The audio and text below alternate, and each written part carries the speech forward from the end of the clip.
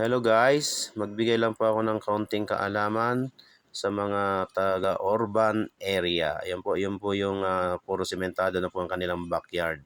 Ayan, so maghanda lang po kayo ng sako, lagyan ng garden soil. Ayan, ilinya nyo po ng dalawa. Ayan, kitang-kita nyo naman po. Tapos lagyan nyo po ng balad o kaya akyatan. Ayan, dyan nyo po itatanim po yung buto ng sitaw para umakyat sa balad.